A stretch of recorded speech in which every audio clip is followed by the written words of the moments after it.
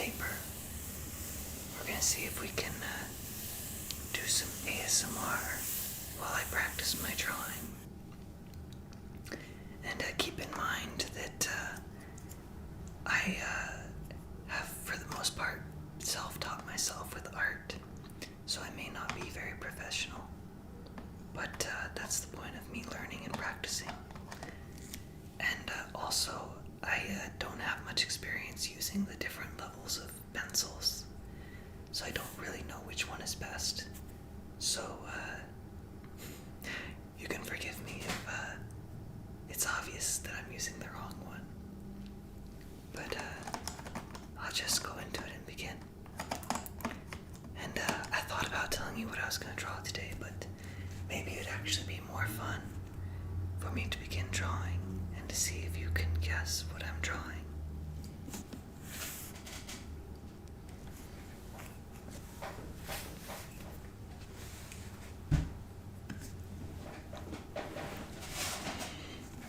And I suppose I may be a bit more quiet, but I'm just going to be focusing on drawing for the main part. And ASMR will be what happens secondary. But maybe that's a good thing. Maybe it helps that I'm more concentrated.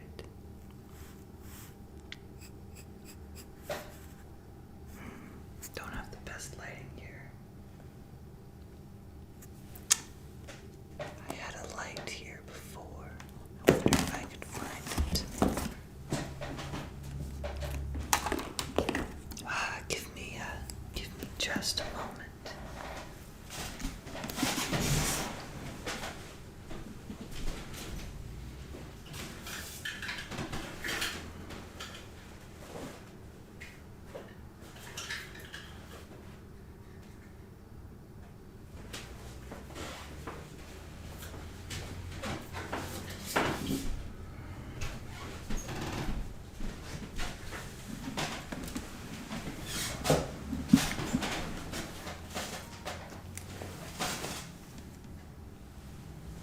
Okay, I'm back.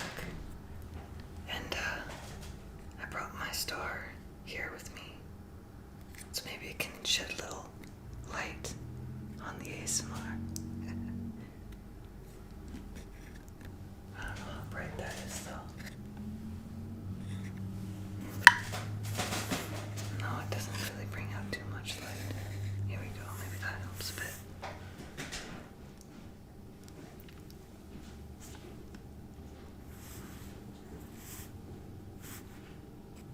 Yeah, it does help a little bit. The shadow of my hand was a little bit too much.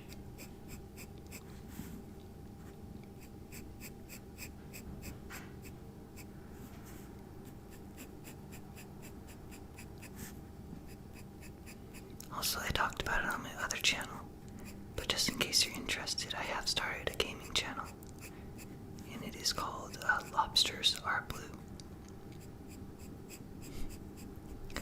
Of all the games to start with, I began with the Doki Doki Literature Club. I figured that would be a fun one. Although at this point, I did take a break from that, and I'm starting a new series. And it is called The Sound of Her Love, which is another dating sim, but it looks like it'll be much more mild and heartfelt than Doki Doki. As ironic as that sounds, if you know what Doki Doki means. Doki Doki is heartbeat, but I guess the Japanese use it to kind of say it's lovey-dovey.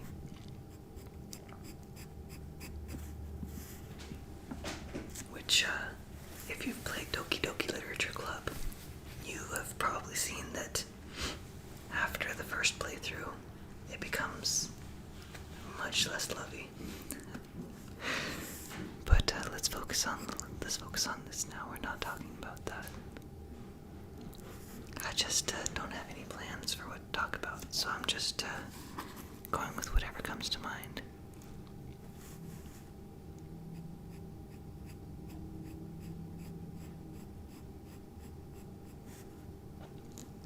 So you can kind of see I'm working on something here. I was gonna say it was a head. Well, I gave it away.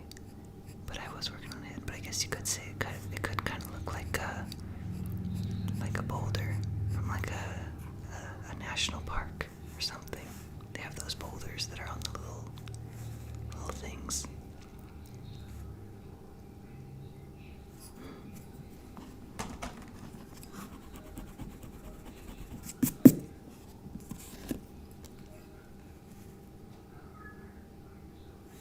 Oh no, somebody's watching TV downstairs. I hope that doesn't interfere with the ASMR too much. I do have my mic very sensitive right now because I wanted to pick up the pencil. And I guess I can add a few other sounds in there.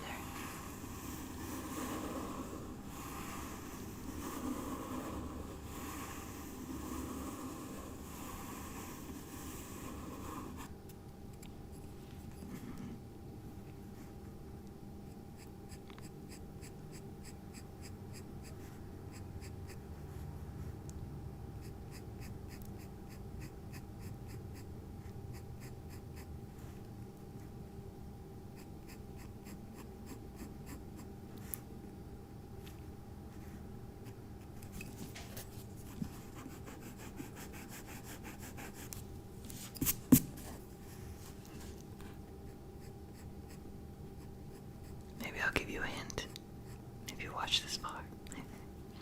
I am going to be drawing a character from a video game.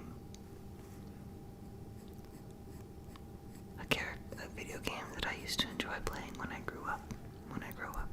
When I was growing up.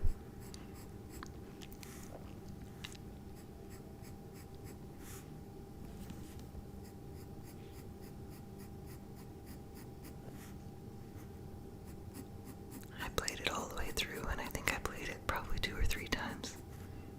It was an interesting game.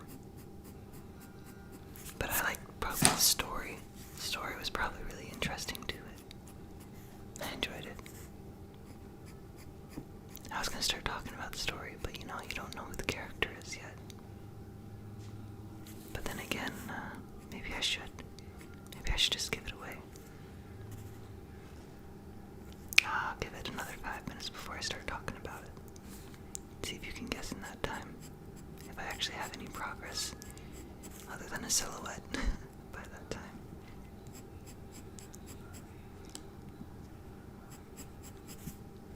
Yeah, by now you could probably guess any character at all. You could even say that it's a statue. I'm not saying it's a statue, I'm saying you could just look at this and be like, oh, isn't that? You could say it's a statue. It's like those Greek statues over in Europe where they have all the fig leaves on them. I remember learning about that in high school. Yeah, they treasured nude art back then. Well, it wasn't looked down on. The art, the body was seen as a beautiful thing, and so they made lots of statues of nude people to put in public and for people to admire. And then I think it was a pope. Yeah, I think it was a pope. Well, I think I actually learned this watching, what is it, the Da Vinci Code. No, actually, I think I learned this in school, and then I watched the Da Vinci Code, like, later on, and then they talked about it after I learned about it in school. Yeah, that's right. But yeah, then one of the popes came, and he decided that it was wrong for people to admire a naked body. So he went through and he took a chisel and he chiseled off all of the censored parts, the censorable parts, and then left the rest. And then later on, fig leaves were added on top of the censored parts because, the crumbled, broken parts weren't too pleasing to look at. And that's the story of why there's a bunch of naked statues with fig parts over in Europe. I don't know if it was in a chapel or just a public place, but yeah.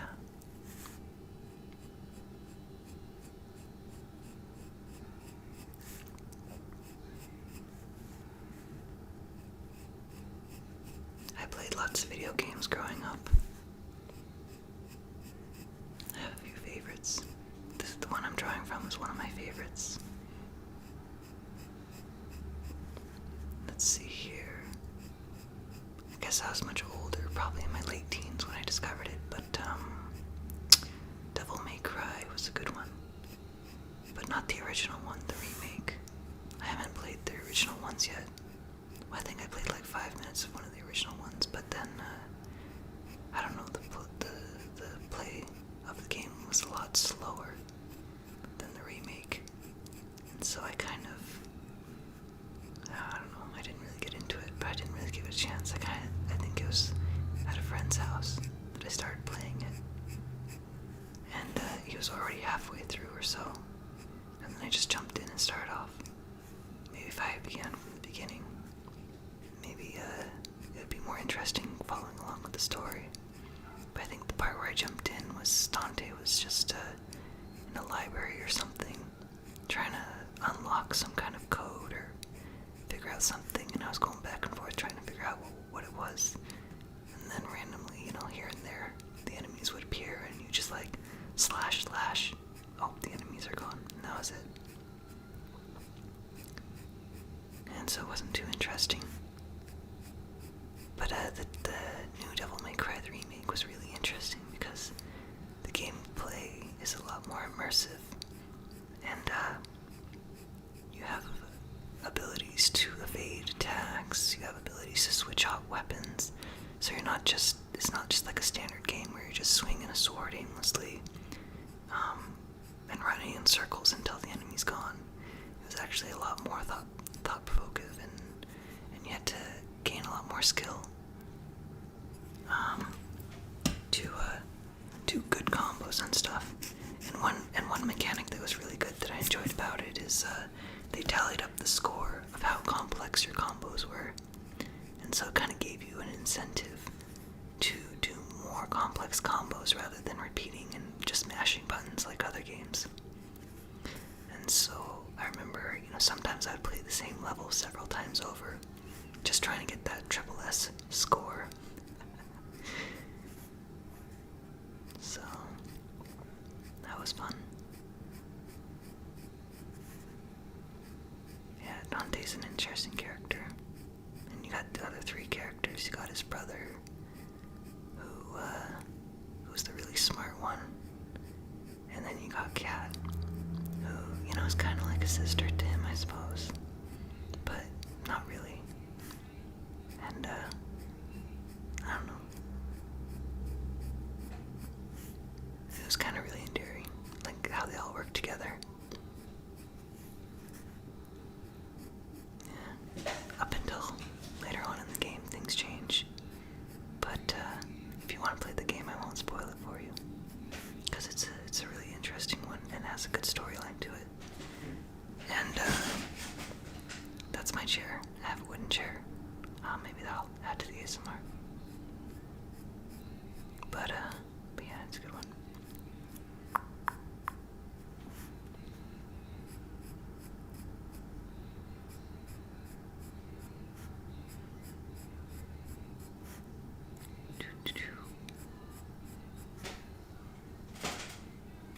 I'm guessing that some of you can at least guess what kind of character I'm drawing, even if you don't know exactly what game or who it is.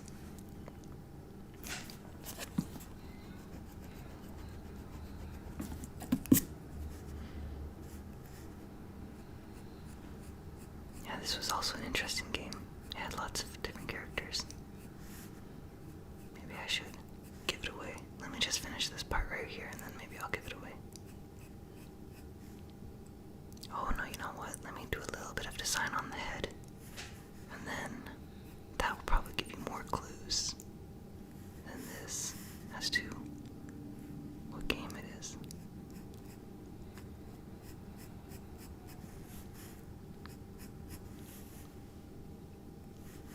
Just trying to make this look right. I don't want it to be too off.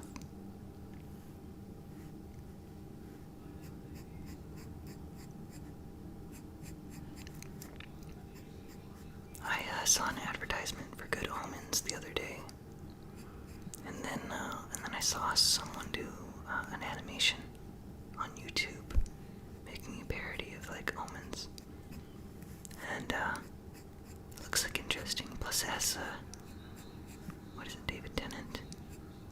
Is that his name? I don't know, but it looks kind of interesting. I forgot their names, and it might be some other names, but I'm guessing it's kind of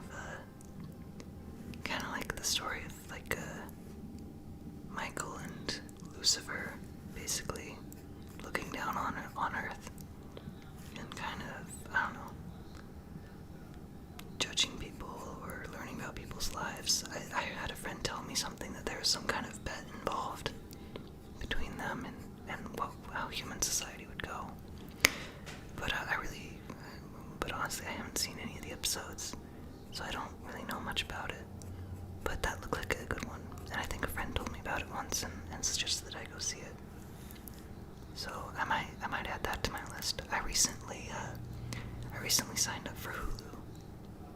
I wanted to watch Steven Universe again because I used to watch that before a lot, but I couldn't find it free anywhere online to watch. So I signed up for a Hulu account, and I have my first month free. And so right now I have that, and so I'm just kind of, looking for good shows to watch. And I forget if Good Omens is on Hulu, but I have a Netflix account. My parents have a Netflix account that I use. So whether it's on Hulu or Netflix, I should be able to find it somewhere.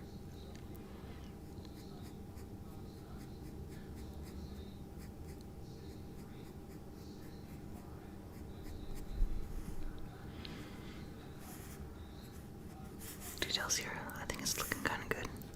I'll add some to the face to see if that helps.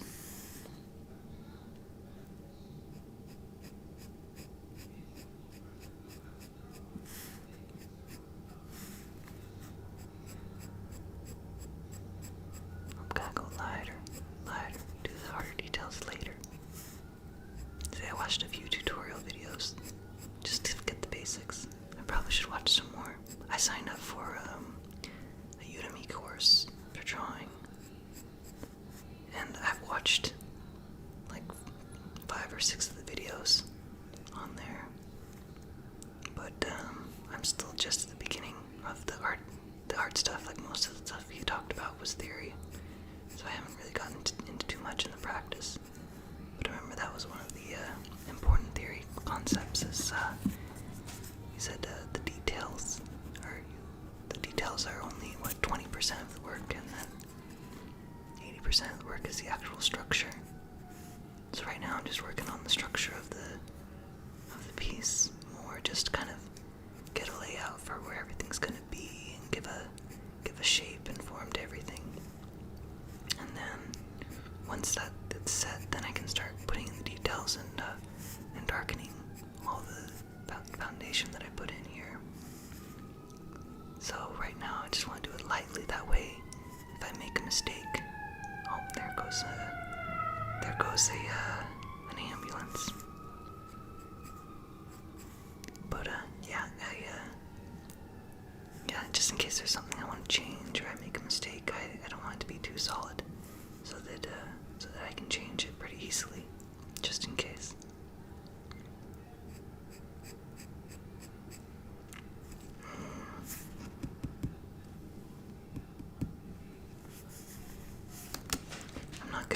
I'm not the best at this size of heads. This head, I kind of want to make it a bit bigger, but then I don't want to overdo it at the same time. Okay, I know what I could do. Let me just make the hairstyle a little bit smaller, because I was about to make this big hairdo.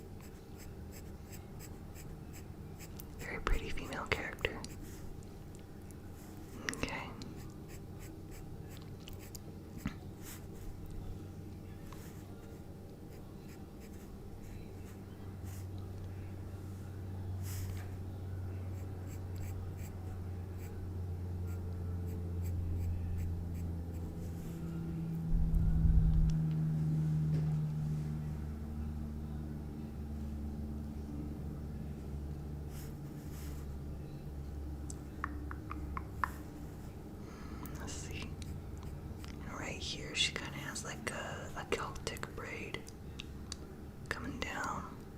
So that's a little bit more complicated to draw. So I'm just gonna see if I can start off with the outline here.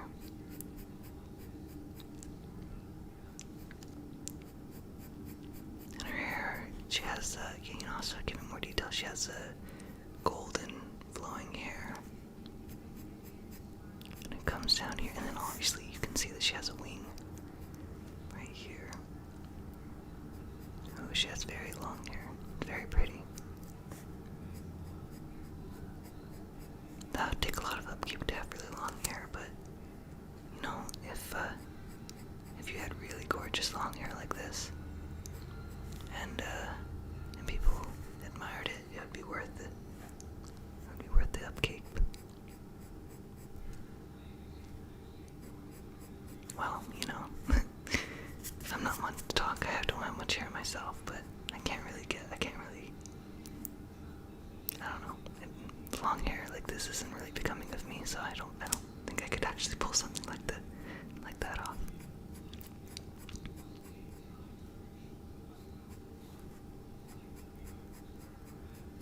Yeah, it's nice and flowy all the way down here.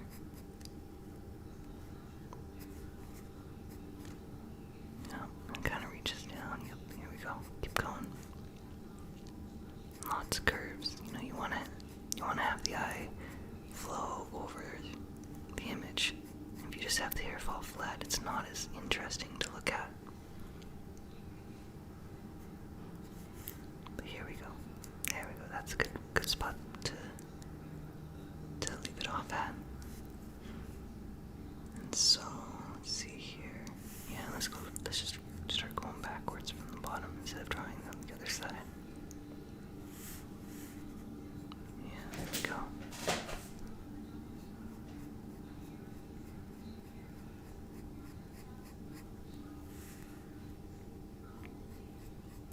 Going back up here.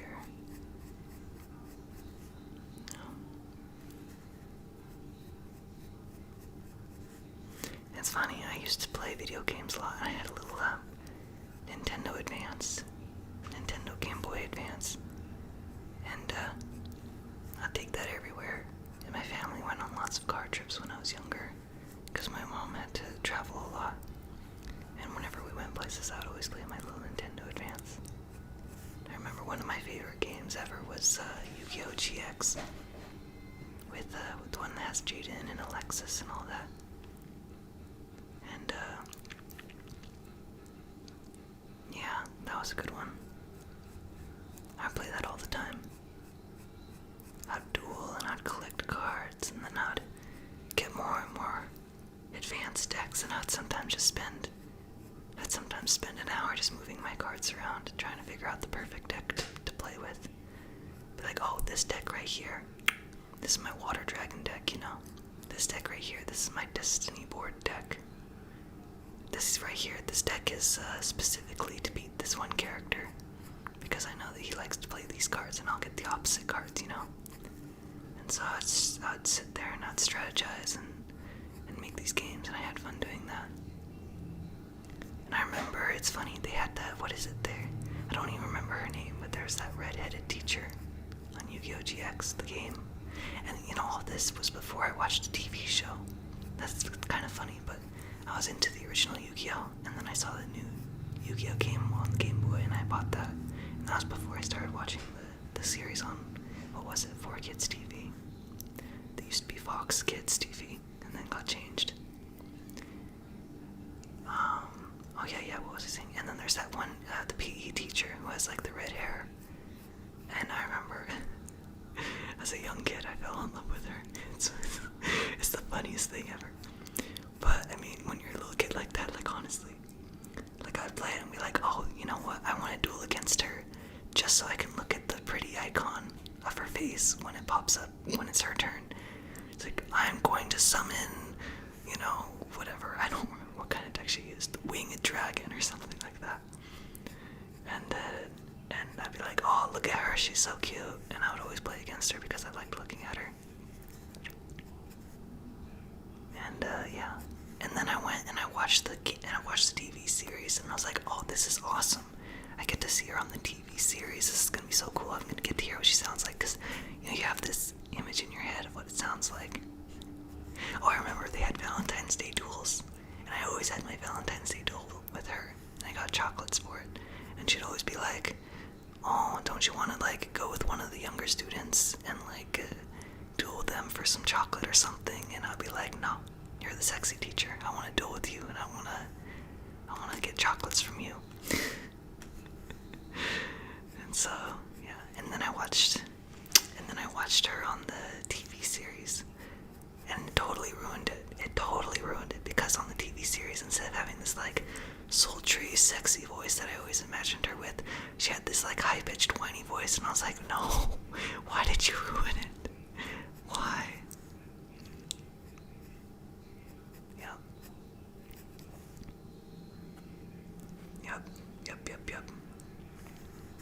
So I guess watching the TV series, I don't know. But yeah, playing the game, she was always my favorite.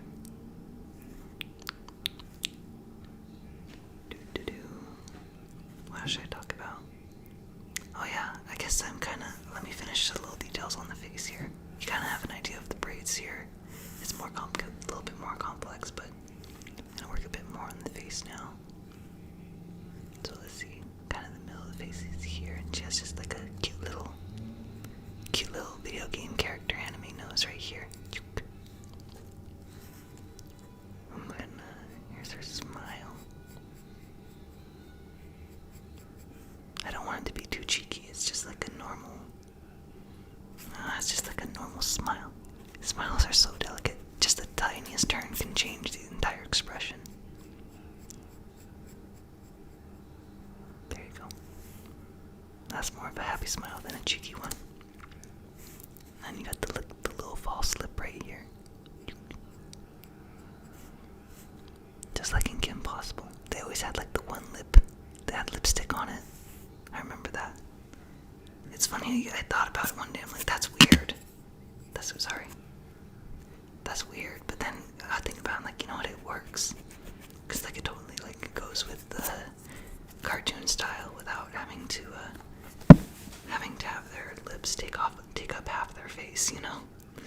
Because that's funny, because you draw the lips too big and it's like looks like giant, but then you draw them too small and it looks like they have this teeny mouth. So with cartoons, they just, go with generic mouths to have a little line, because then your mind pays more attention to the eyes.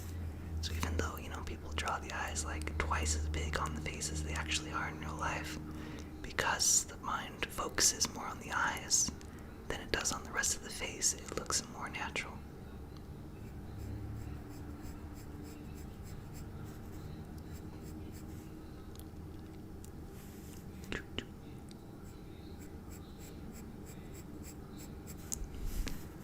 See the start of the eyes, but that kind of looks like a little blushy cheek right there. I put them a little bit too low. Or maybe I just put the nose too. Oh no, I know what I'm doing wrong. I know what it is. It's because she has the what is it? The anime cheek thing. That's right. That's what I'm doing wrong, because her face isn't like this round flat thing. It has like that has that thing where the chin like goes over like this. Right, yeah, right there ish. A little bit more right over here, right? And then it has like this little chin thing right there. And then that goes up. And that goes up right up to there.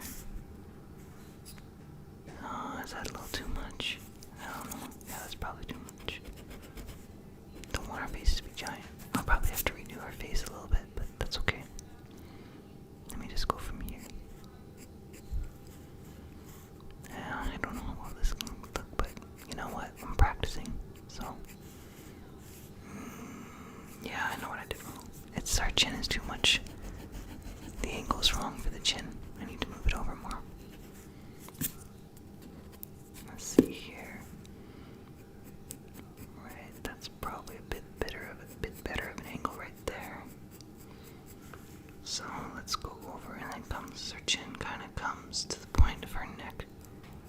Right about there, I think. Yeah, there we go, and then it starts to turn. Yeah, there you go, it starts to turn right at that point. And then this other side kind of comes down. Yeah, so the other angle was a little bit like that. But there we go. And the face looks weird because I moved the chin, so everything is off position.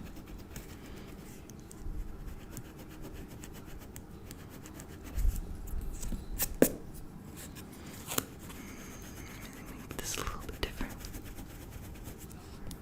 Oh, this isn't her, but I was thinking maybe like Rhea Grimory from DxD. That could be a good character to draw. With her little devil wings.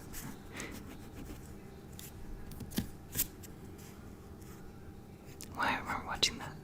I haven't watched that in a long time, but I used to watch that a lot when I was younger. Guilty pleasure for a little boy, right? Not a little boy, a teenager. What was it? Yeah. And they always had those like little tiny wings that kind of look like tails. And it was kind of funny because I was like, wings aren't supposed to be that low on a person's back, but they are devils. But devils are supposed to have tails. So, it was kind of an interesting thing. And then they had that one character who like had a wing on one side, and then there's like an angel wing on one side and like a double wing on the other side. Yeah. It was yeah. I forgot their story. I think they talked about her father, but not her mother as much. I think she got one wing from her father and one wing from her mother. Or maybe she had both wings normal and then she became a devil and one wing changed, but the other didn't. I don't remember the story. It's been a while since I've watched it. All I remember is the main character had all the attention. All the girls wanted to be with him, and he was just this oblivious guy who's like,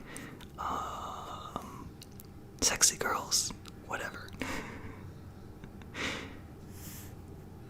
I think it was an interesting dynamic, because like he wanted the main girl the most, but he didn't have enough self-esteem to go after the main girl. So all these other girls kept going after him. And so he's like, well, I can't be with the main girl because I don't have enough self-esteem, but all these other girls are really into me, so I'll be with them. But then the main girl actually did like him, but then he didn't know if she actually liked him or just liked, sleeping with him. Not in a sexual way, because they can't show that in the show, right? But like sleeping next to him, because she would always sleep next to him. He'd be like, does she like sleeping with me because she actually likes me, or does she like sleeping with me just because I'm the red dragon? And so the boy was never really sure.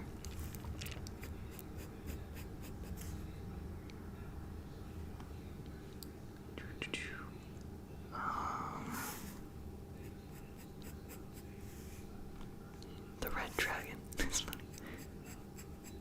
He would talk to the little red dragon in his arm, and he'd be like, I am the red dragon. I am almighty and powerful. All who have come before me, who have possessed this power, have gone on to become great and powerful beings, with enough power to control the entire universe, and manipulate the wills of men and the future, and blah blah blah. And then the main character was like, wait, so I can use your power to do anything I want? And the guy's like, yes, you can. You could dominate the entire world if you want to. What is it that you desire? And the guy's like, boobies. I want to touch all the girls' boobies. And the red dragon's like, oh, facepalm.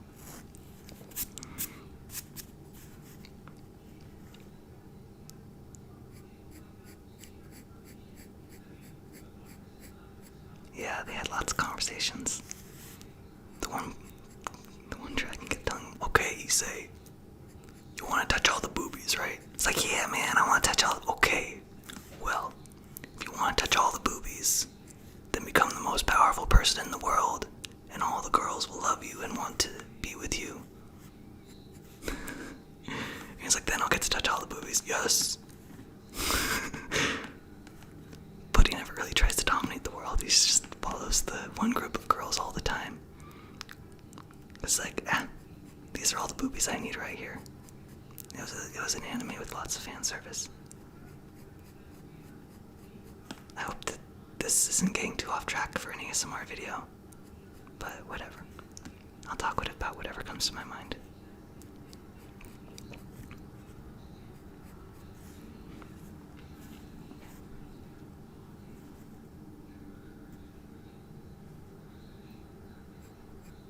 Oh no, I can hear the TV in the background. Oh, I shouldn't have said anything. Maybe you guys didn't even notice. Maybe you didn't even notice. Yeah, it looks so much bigger on the paper here than it does in the picture. I need to make it a little bit smaller. I'm so focused on drawing, you guys are probably on edge trying to figure out who it is. Honestly, even knowing this character myself, if I saw somebody drawing this, I probably wouldn't guess who it is. Let's start with the nose, kind of get the center of the face a little bit. Let's see, here's the chin. I guess, yeah. Let's do the mouth, okay. Mouth is a little more forward and a little bit lower in the face. Yeah, probably right about, yeah, let's say right here. Yeah, this is probably a good place. Get this slight smile, not too much. And then the little false lip right here. Which I am not doing it light enough, but you know, it's okay. I can adjust that later. I just want to have like a general idea for where to put everything.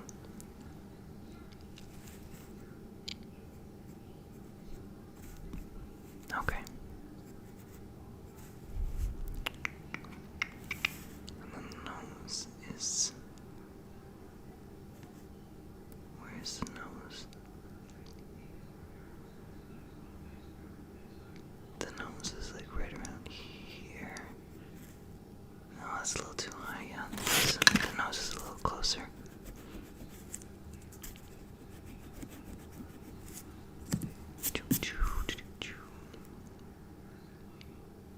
The nose is a little closer. Is this too close? No, that's about right. Right around here, just a little chick. To kind of mark where the nose is. There, that's kind of looking more like a face now. Alright, and then the first eye, let's go off the nose here. I'm kind of just going more off the picture than doing too much of my own personal creativity. Well, you know, I can add a little more of my own, but, you know, I don't want to, at least with the main structure, I don't want to deviate from it too much. So, let's see here. The eyes, let's see, it's probably about to that size right there, yeah. So let's go ahead and just do the top brow. Yeah, I used to watch Yu-Gi-Oh! A lot too, when I was younger. That was a show. I guess there wasn't a ton of shows on when I was young. Teen Titans was probably my favorite one growing up. I liked them.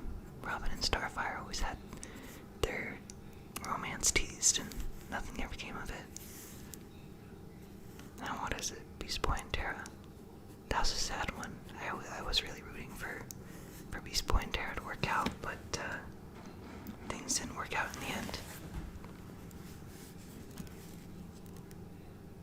And then it was such a cliffhanger on the last episode, because like they showed Terra like committing, like basically killing herself in order to stop Slade from destroying the Teen Titans.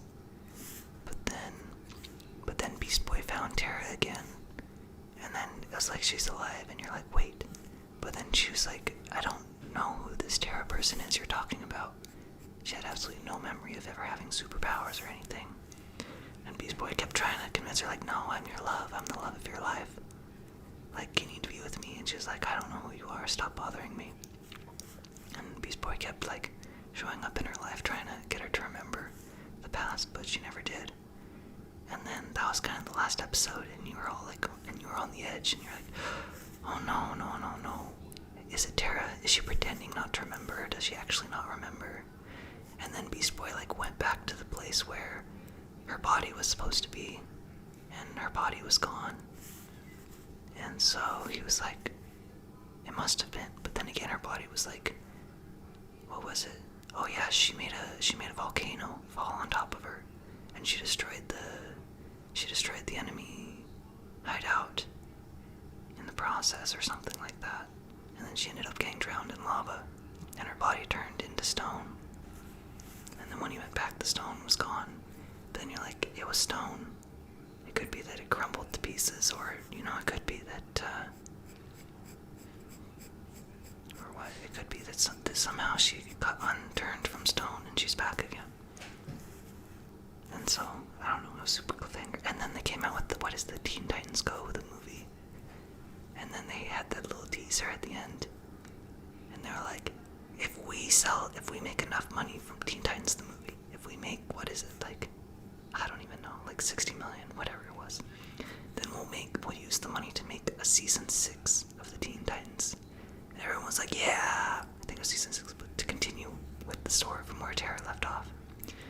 And I remember seeing that, I was like, yes, I want to see the next season, I want to see what happens to Tara and Beast Boy and all that. And then the movie made like twice or 3 times the amount of money that it said it needed to make the series. And they're like, man, we changed our mind. We're not going to make the 6th season of Teen Titans. I was like, no. How could you? How could you?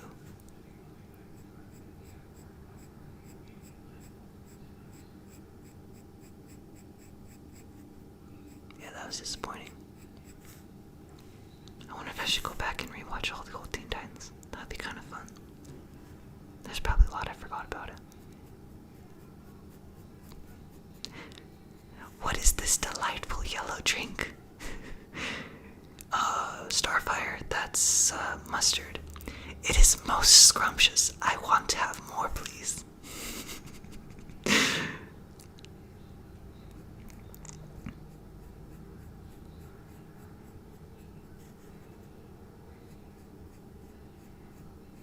Yeah, that'd be tons of fun. Teenage superheroes living in a tower on their own, ordering pizza and food and whatever they want. That'd be pretty fun.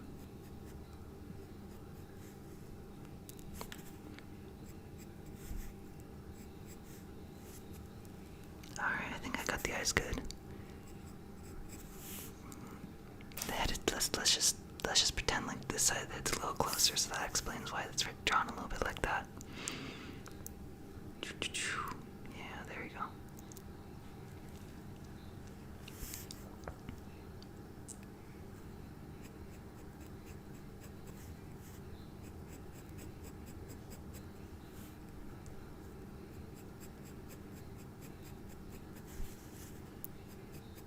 There we go. That makes it look a little bit better when you have the hair on the other side. So it's not like, a Cher Lloyd cut where half of her head is shaved off. I think that was Cher Lloyd's cut. At least later on, or, something like that.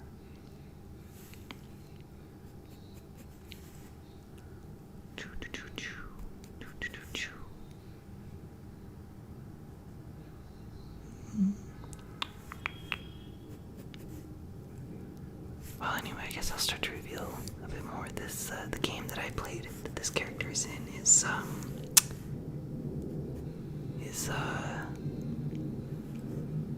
Fire Emblem.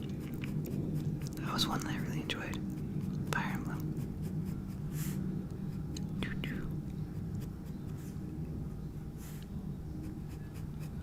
Ike, stay back.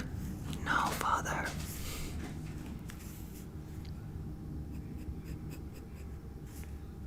They had lots of good cutscenes in there. I don't remember all of them. But anyway. I remember I used to work hard on like individual characters, trying to level them up. Who did I work hard on? Most on? Well, obviously I put most experience points into the main character, Ike. I first started to play game. The first time I played it, I put all the experience on other characters. And then I always had Ike, because I figured Ike is kind of like the king in chess. I always had him really far back away from all the fighting. And I just kept him like the weak character, and everybody else did the fighting. But then, if there was like any break in the defense, and one character went through and attacked Ike, he would just die like that. And so I was like, oh, I can't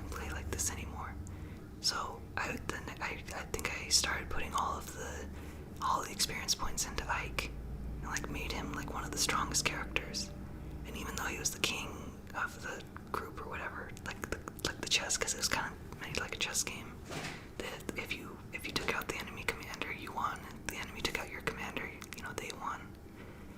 What was it? I played a lot better keeping Ike strong, and then what I did is I just made sure that they were healers that followed Ike where he went. And then I put like a defensive formation around the healers. So it'd kind of be like, there would be, so I put that, usually did that to give him more experience. So I put Ike out in the main front, and I'd usually have a healer or two like right behind him. And then I would have a formation where there'd be a really strong tank character or someone next to Ike that could help block out, enemies if it got too crowded. And then behind them I would have a healer that could heal both the tank and Ike. And then I'd kind of surround the healers, because they were always weaker, with like the stronger, more offensive characters. And so then they would or the characters that had more mobility. So they would go out and attack the characters, bang, bang, bang, and then return to the healers. And kind of keep this formation that everybody kept this formation going through. So I learned pretty early in the game that you can't send out characters out on their own, because then without the backup they die too quickly. So I kind of had this formation. So it took me longer to get to the enemy captain, but I made sure that none of my characters died on the way there. And so it was a strategy game, and it gets you thinking about different stuff. But yeah, and then this was a character in there. You don't meet her until much later in the game.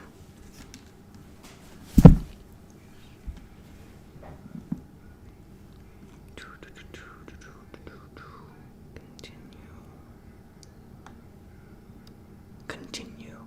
Super Smash Brothers. I played that a lot too.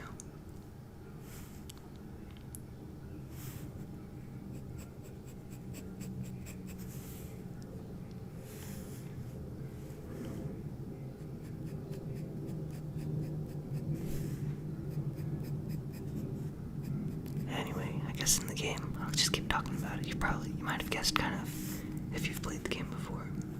But they had they had to, along the way, you become allies with, what was the name of their species? Well, in general, there's the general premise is that there's Lagoos, and then there's humans. And the Lagoos are kind of like these beings that are, I don't know, half human, half something else. And they live among the people. And the Lagoos, I don't know, it's a really interesting concept with the Lagoos, because they're a lot more powerful than the humans. But the Lagoos don't want there to be war, and so they seek out peace with the humans. But then in the game, a lot of the humans become greedy, and instead of, keeping the balance of peace that the Lagoos want, they start imprisoning the Lagoos and treating them like servants and slaves and stuff. And so they make the Lagoos do their dirty work or other things, and so it's not very good for the Lagoos. And you kind of have, they have the different ones, and then there's the Sirens. They're one of the Lagoos that are most in touch with nature, because they have different ones. They have tiger, they have ones that are more beast Lagoos, and they have ones that are like based off of falcons, and then they have ones that are based off of doves. And then this girl here is kind of like I don't know, she's like an angel, but I guess she's kind of like a dove too. So they kind of paint, even though her entire design is like an angel, they kind of say that she's like a Lagoos of a human, half dove. So she has characteristics of humans and characteristics of doves, particularly these giant dove wings. They're, basically angel wings. Anyway, they need a way to fit them in, into the story, right? But what is it? Yeah, and so these are the ones that are most in touch with nature, and they have healing powers, and they can sing songs to bring vitality and energy to people. And so, like, when you play these in the game, you have a few of these characters that you meet up with much later in the game. Like after you've done like all the introductory stuff and you start getting into the real deep plot that they join your cause. And when you're fighting and your characters get tired because they can only move so much each turn, these characters can go to those characters and give them more vitality and more strength to keep fighting. So you have more moves with those characters. But these characters are very weak on their own and they don't really fight. They're just a support character. And so you first meet the main character. What is it, Rise? Yeah, I think his name is Rise. And he's like this Cyrene. Is it Cyrene? I don't know. But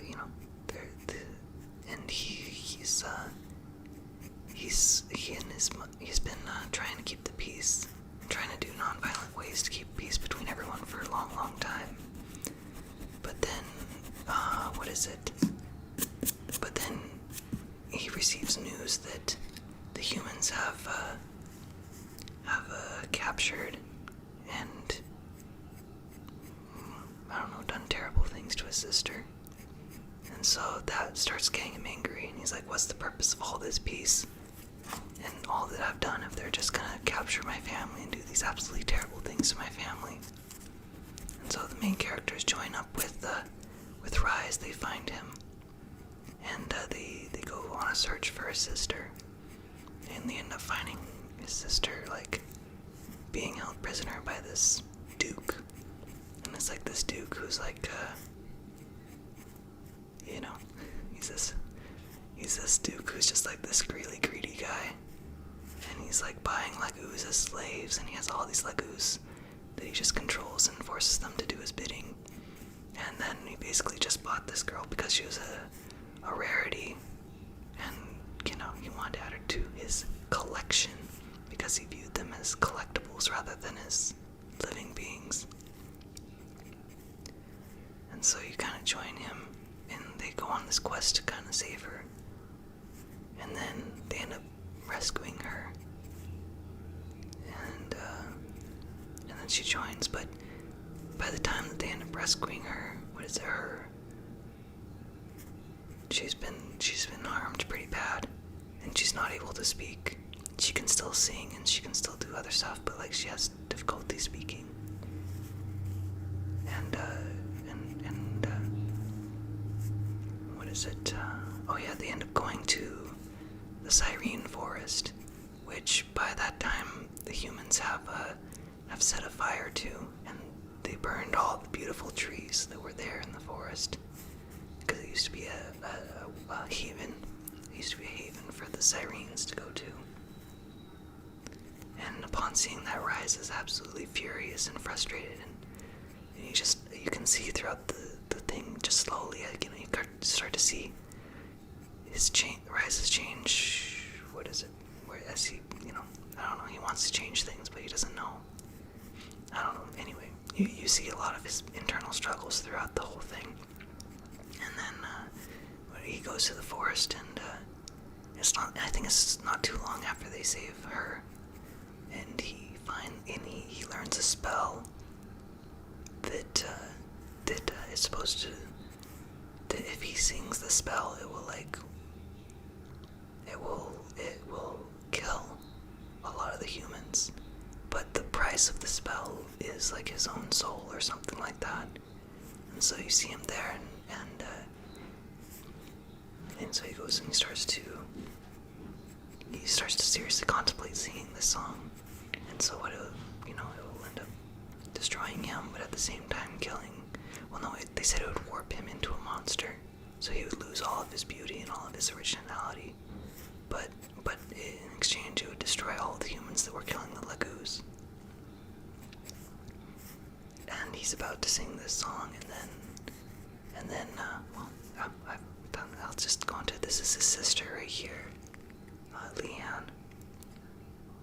And Leanne goes to him and comforts him as he's about to sing this song and says no, or kind of tries to convince him, no, don't sing this song.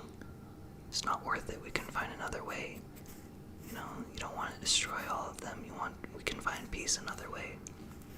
And so, you kind of see this, that he was on this path of blood and destruction, and kind of the only thing that ends up stopping him from being on that path is his sister kind of trying to comfort him and calm him down. And then after that point, his sister stays with him, joins the group and stays with him for the rest of the time, and kind of gives Rise someone to find peace and comfort in.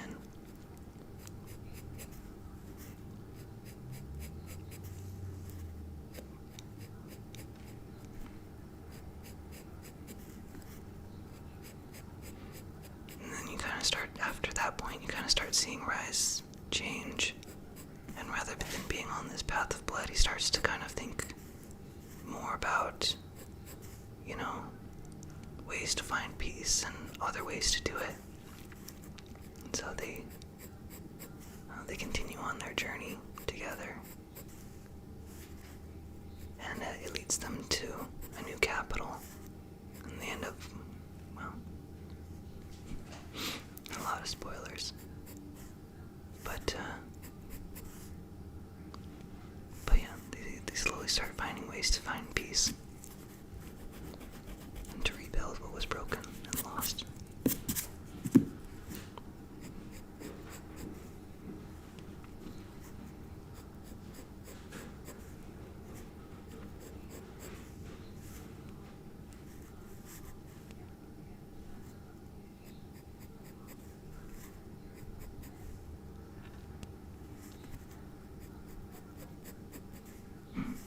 Along the way, it's interesting, you meet the Raven King, and he's very similar to the Sirens, except instead of having his wings be white and modeled after a dove, his wings are black and modeled after a raven.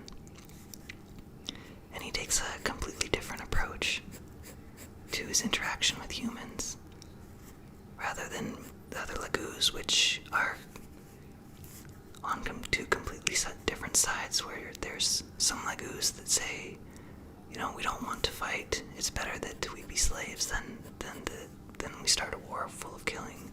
And then there's other Laguz that are saying, hey, we should kill the humans. We should regain what we lost. And we may have been creatures of peace before, but humans have made it clear that they don't want peace. The Raven King is one of the unique characters in which he decides, what?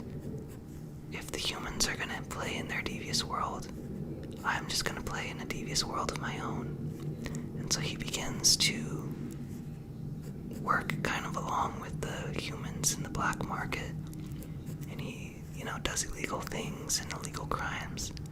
But in the process of doing illegal things and kind of joining the humans in their deviousness, he ends up making a lot of money and gaining a lot of resources that he brings back to the Island of Ravens. And he uses those resources that he gains through these devious means to help benefit his people. And so he has a very interesting dynamic to him, because he's both the bad guy, he looks like the bad guy in every way on the surface, but then he's actually trying just to live in a world full of badness and do good, and through that, so he's trying to help the people that he cares about, and the only way he knows how to do it in the world he lives in is by doing those things which, common sense tells you is bad, but which the world has changed. The kind of the world that they were living in just changed the definition of good and bad after everything is the way that everything is happening.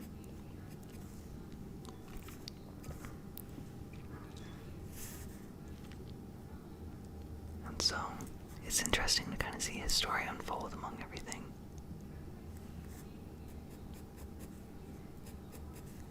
And then very late in the game, they end up falling into the crew ends up wrecking onto the shore of the dragon tribe, which are the most powerful and fierce of all the Laguz. They said that a single dragon Laguz can take out half an army of humans. But despite their great power, they have an isolationist isolationist culture, and so all the dragons isolate themselves from the rest of the world, and they put up this border around their home, and they basically make a proclamation to the humans that say, okay, we know what you're doing to the other Lagoos, but we're not going to interfere with them. You're not going to interfere with us. If your people go on our island, we will kill them without mercy, without warning. Well, this is your warning. We will kill them without mercy if they land on our island. But we will not go to your homes, and we will not kill your people. And so, even though the humans don't like the dragons, and they kind of want to enslave the dragons as well, well, I don't know, whatever. There's some that do, some that don't. I don't know. The humans have mixed things, because there's some humans that want to help the Lagoos, and then there's some humans that don't care about the Lagoos, and then there's some humans that hate the Lagoos. There's some humans that say, there's Lagoos, they have the power to kill hundreds of us, so we should kill them first before they have the chance to kill us. And then the Lagoos, even the Lagoos that have the power to kill hundreds of them, they're trying to find peace. And so, I don't know, it's interesting because the game kind of shows both perspectives. But anyway, yeah, and the main group wrecks ashore the dragons, and so by all rights, the dragons would have the right to destroy them by their laws, but they end up making a deal and being like, oh, we didn't mean to be here, and showing the dragons the good, and also the fact that the Sirens were with them when they wrecked upon the shore. The Sirens kind of speak to the dragons and kind of like, okay, no, these humans aren't here to attack you. We're with these humans. We know that what their intentions are. And the dragons are kind of like, okay, but regardless, we don't want you on our land. So the dragons help them to shove off and basically all gather together and push the boat back onto the ocean. And in the process, I think you kind of briefly meet the dragon prince, who's like next in line to the throne. And he's just like this young boy who doesn't know anything about the world. And so the crew, the ship kind of the Ike, the commander, kind of tries to talk to him a little bit. Like, this is the way the world is, You should try and help the other Lagoos. There's something you can do, right? But the little prince is like, this is the world that I know. I don't want to go out of my safety. I don't want to leave this. And so, but he's not the king yet either. He's just the next in line for the throne. But yeah, you kind of see that, and so the boy's kind of isolated, and I don't know. He fears, even though he's this powerful dragon who could probably realistically sway the tide of the entire battle in favor of whichever side he chooses. He'd rather just live on his little island and be ignorant of everything. And so you kind of see that interesting perspective too. So I don't know, they show lots of different people.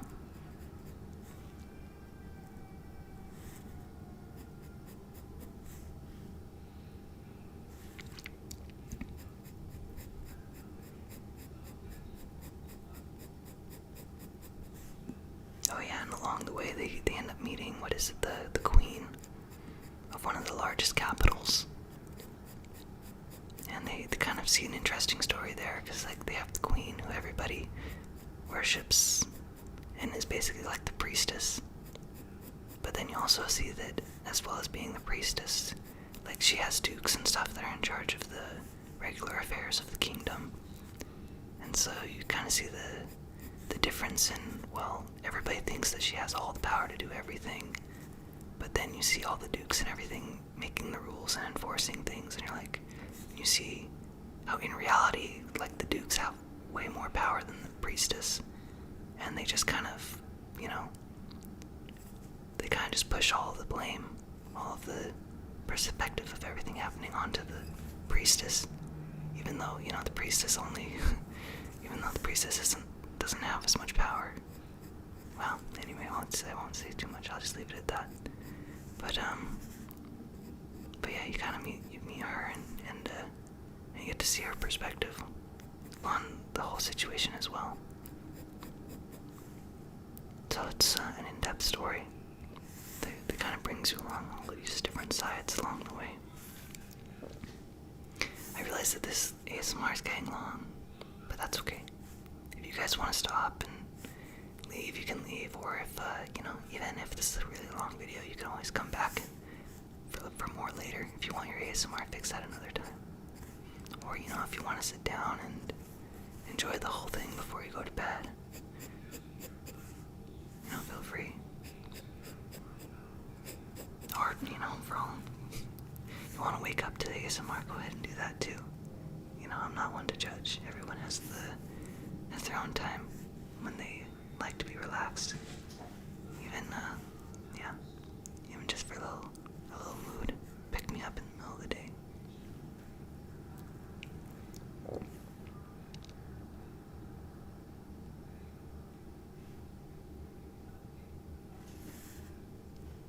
Yeah.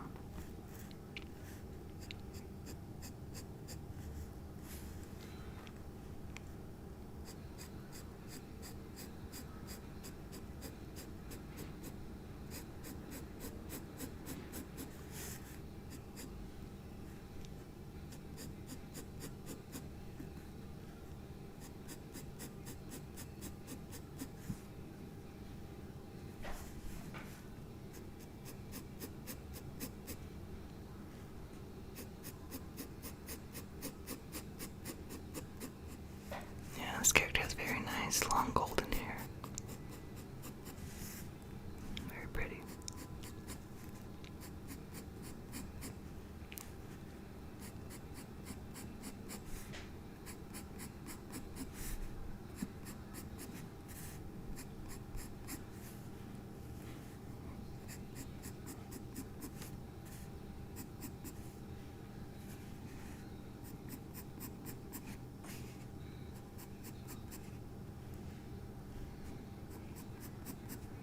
Oh yeah, and of course, you have the main story. Might as well, as long as we're drawing this, you have the main story of Ike and his mercenaries.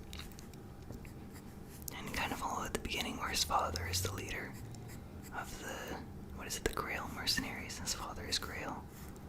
And he's this powerful man who has all this strength, and he wields a giant battle axe. And, he's one of the strongest and one of the strongest fighters there is. And then along the story, his father ends up being in a duel with another fighter, and he ends up losing the duel and ends up dying. What is it? Oh yeah, and then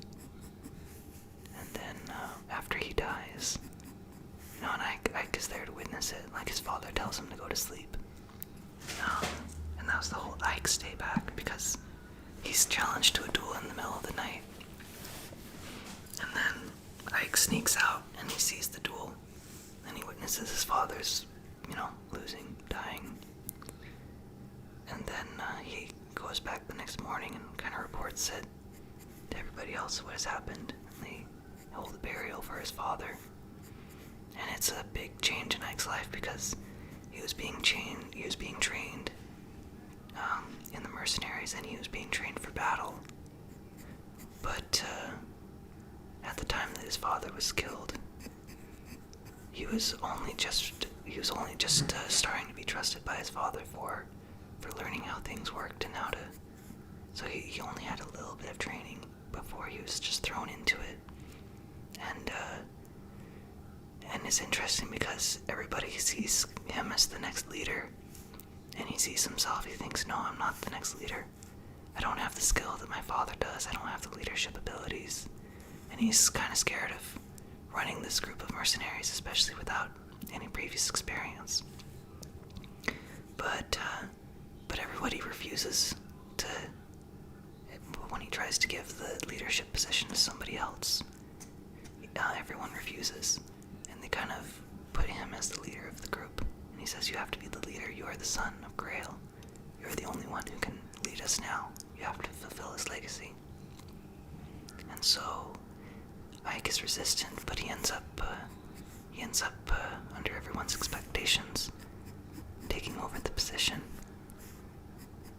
And kind of everybody helps him out because they go and they know that he's not too experienced.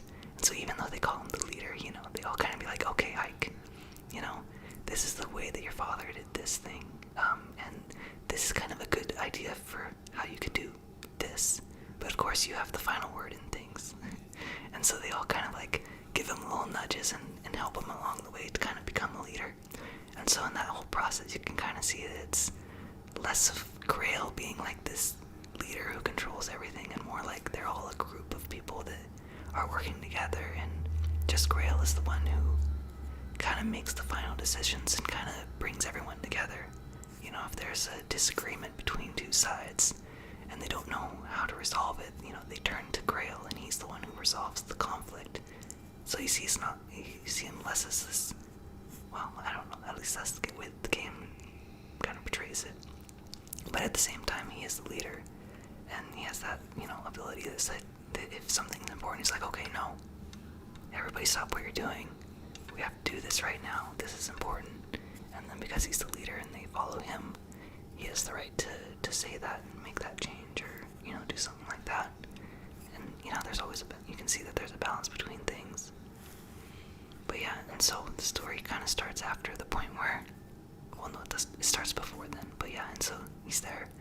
But then Ike kind of has it's kind of a similar situation to Rise and Leanne, but along the way Ike gets stressed out, but he has his little sister Mist, who kind of is there, and she ends up like making him lunches here and there, and giving him, kind words, and kind of trying to support him in his journey to becoming the new leader of the Grail Mercenaries.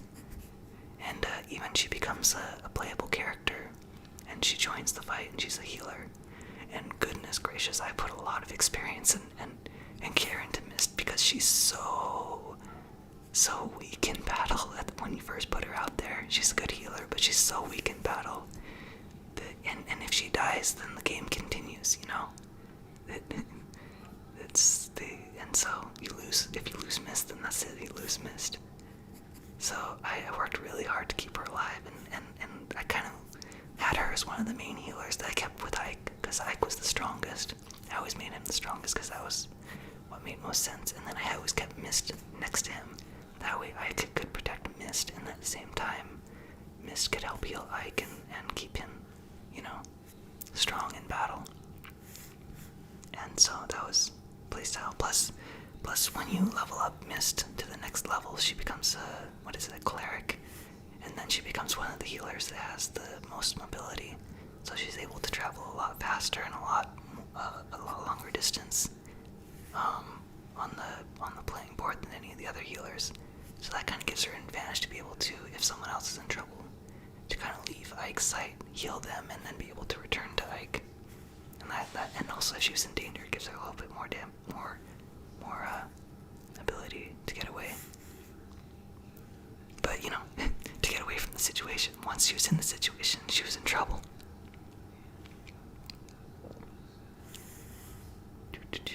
This picture's kind of looking good. I'm liking it. I'm aware that this video is probably much longer than a normal ASMR video.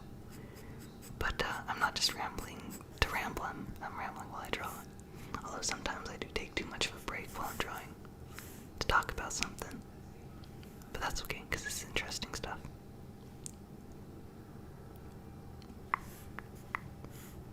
And have her here. And then she kind of has this little whoosh, this little extra tendril of hair that kind of comes over here, goes down.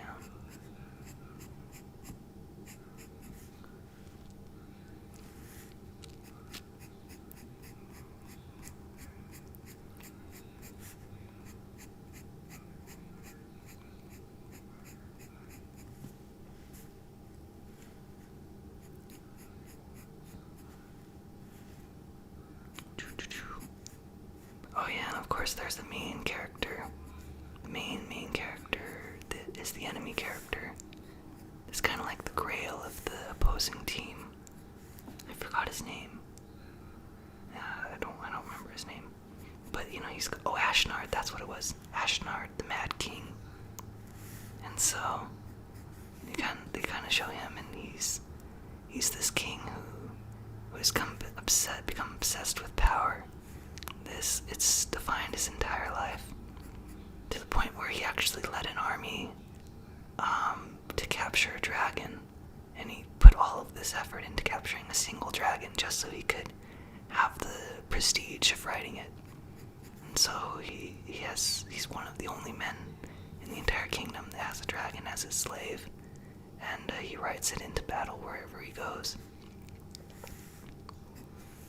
And he runs this society. This, you can see, is completely different than other societies because he has everything based off of order and politics and money. His society, I think it's the Society of Dane or something. I don't know. It's based off of, it's structured after war, and so rather than just being a king that's a figurehead, the king is the commander-in-chief of the army, and the generals are the dukes. And so you see the entire structure of the entire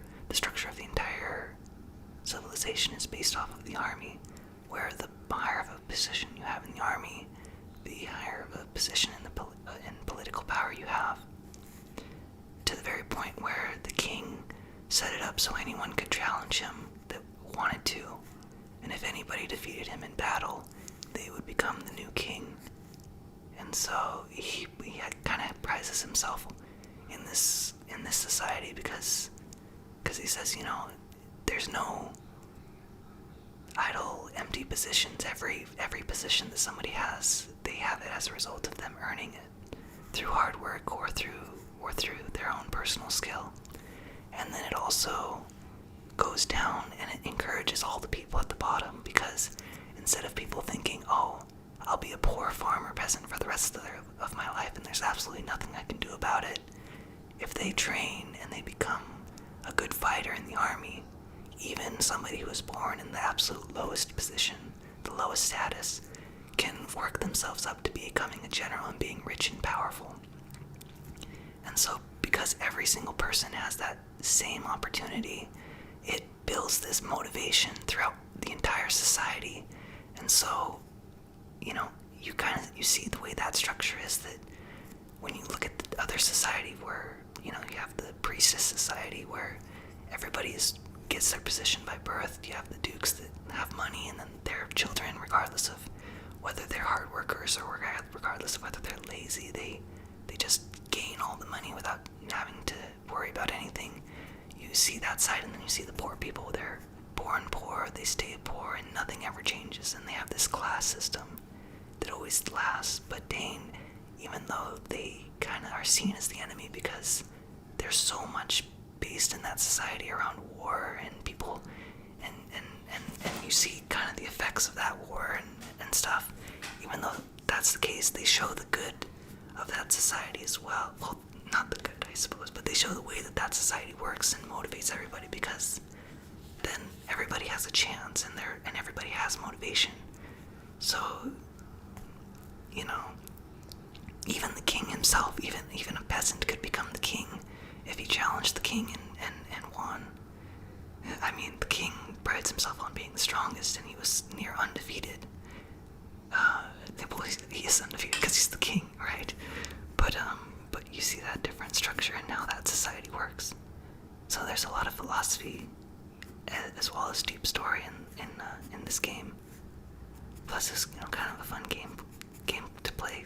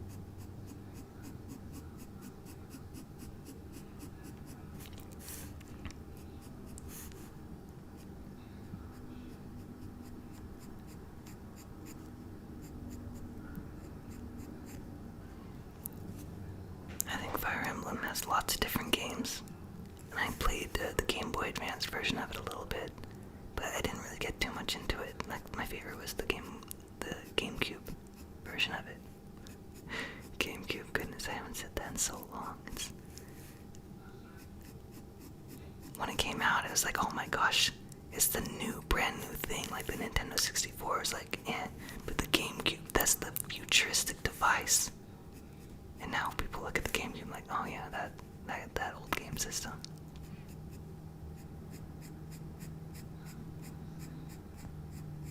Like I remember when Super Smash Bros. Melee came out.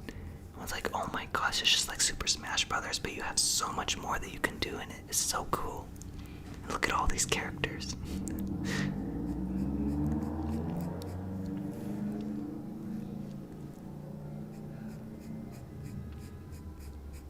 I played Samus a lot. That was my favorite Super Smash Bros. Character. And then I think with the Melee one, or maybe it was the original one, I don't remember.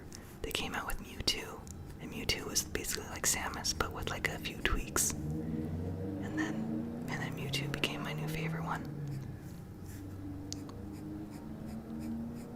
Peach was pretty fun to play too, because she could like float in the air. You could just like jump up in the sky and then just float there and be like, haha, you can't hit me. Oh, and then she had like that mushroom ability where like if you hit her with something, she could just pull out a mushroom, and then you'd hit the mushroom, and then it would like reflect the damage back at you. And so I remember I would practice with the timing on that, and I'd play against the NPCs and be like, oh, the attack's coming right now, because if you did it too soon or you did it too late, it didn't work. But you did it just the right time, boom. It'd be the perfect move.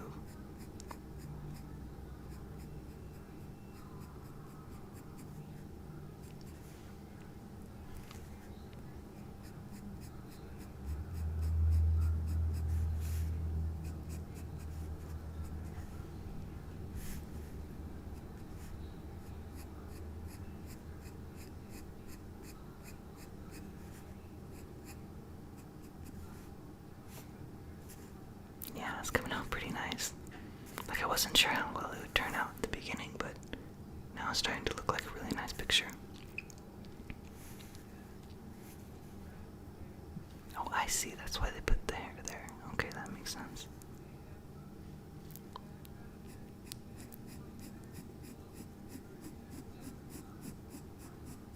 The hair kind of comes at a definitive end to the wing right here. I see, okay.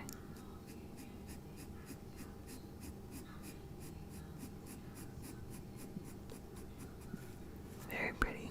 Yeah, angel wings, there's a lot of different ways to draw angel wings. You can draw them very simple with long feathers, or you can go really detailed and have lots of intricate feathers and you know, little designs in it. So this is kind of like has a little bit more detail in it, but it's not too complicated that it's hard to draw, you know, at my level of skill. I like about it because you see the different wing, the way that the different feathers kind of like go in different directions and don't exactly match. So when you first look at it, it looks like there's a lot more detail. And it takes a little bit more time to draw, but you know, it's sometimes that just changing the angles of things and doing things a couple different sizes gives the illusion of there being a lot more detail than there actually is.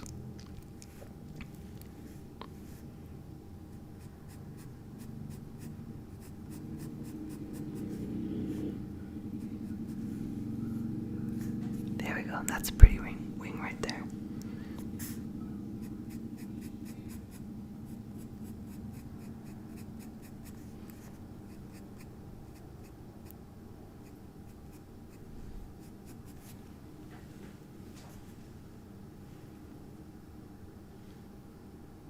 There's not really any detail in the back of the wing over here. I guess maybe there's a little bit of shadow right here, but I'm not the best at putting shadows, so I'll just kind of avoid that for now. The hair's starting to look good. The hair's a lot more detailed than the rest of her, so maybe that's kind of something I'll focus on doing a little bit later on. Yeah, so maybe for right now, maybe I'll focus a little bit more on the arms, I suppose. I wonder if I actually should have made her arms a little bit. No, I think it's fine. Let's go ahead. Go right here.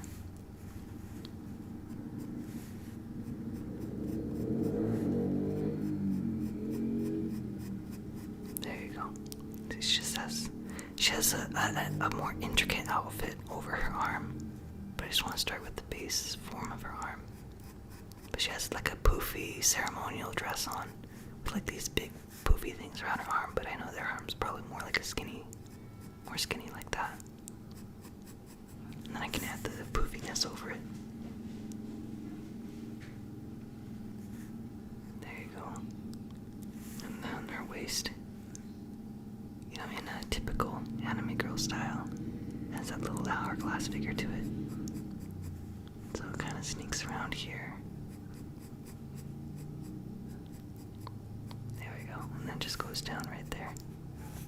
So kind of the crook of her arm right here emphasizes the, you know, her bust. Well, because that's more of her waist, but whatever, you know what I mean? Kind of emphasizes her hourglass figure.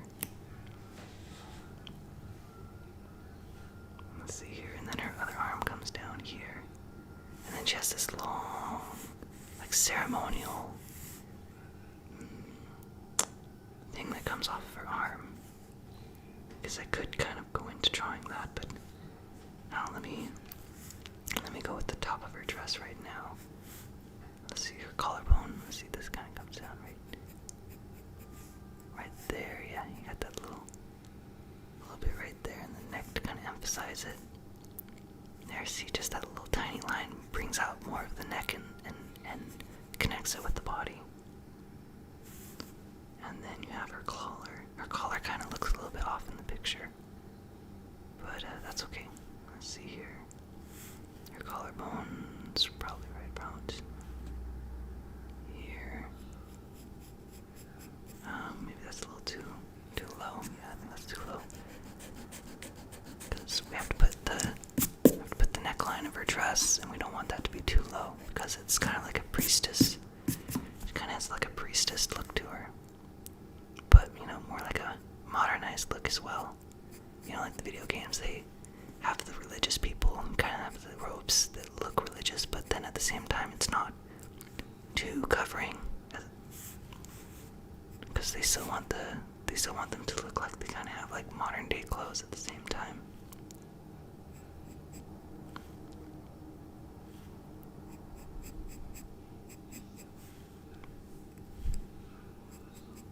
There we go.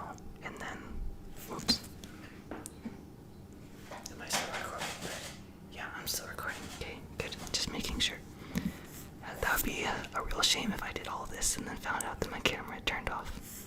Usually it makes a little noise if it does, but I just want to make sure. There we go. And then they kind of have like a loose hair that goes down here and kind of defines the end of the collarbone.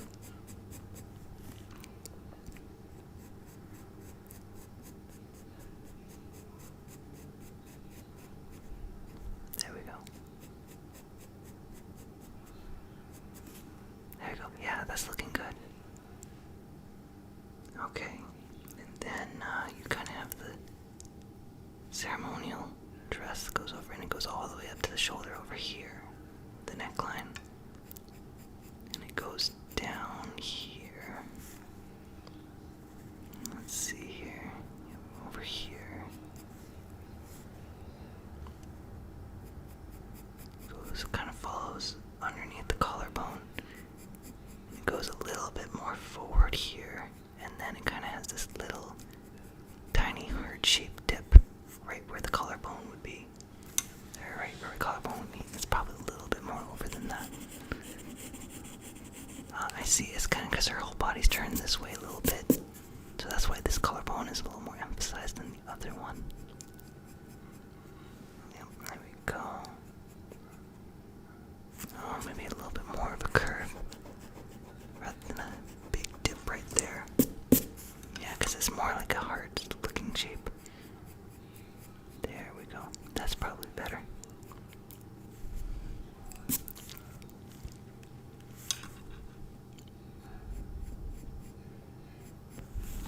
There we go. And let's not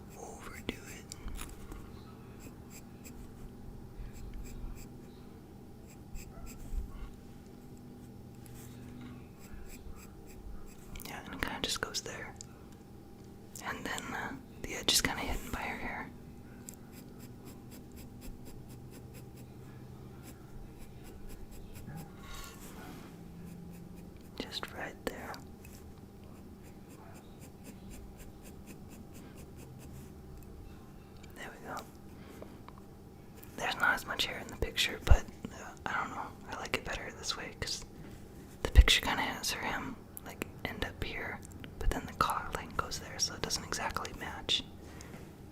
Oh well, I guess maybe it doesn't match, but whatever. There you go. I'm trying it like that because I like it like that. And it's my drawing, so I can do it. No, I'm following their drawing, but just anyway. And it looks like they have like a little bit of a design here. It's almost, what is it? It's almost like a butterfly design, or maybe it's an angel design. It's like right below here.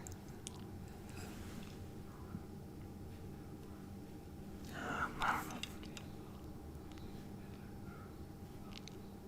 But yeah, let's go right here.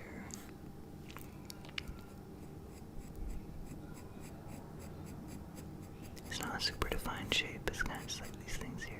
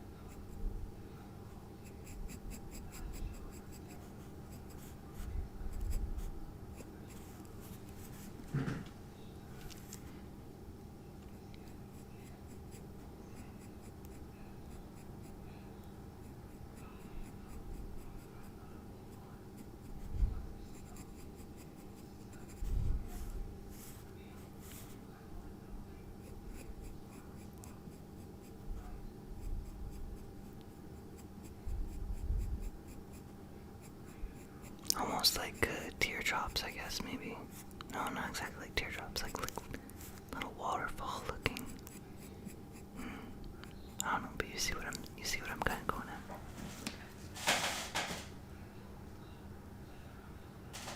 Yeah, you see what I'm going at. I was just looking at the camera to see how well of an angle you could see.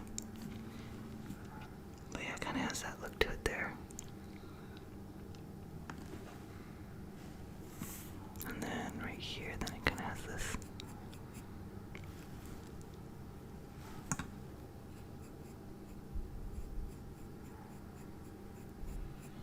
Right there, that kind of goes, and then it goes back up. Boom, just like that. And then it kind of has that on both sides. I know it's probably not the most centered, but that's okay.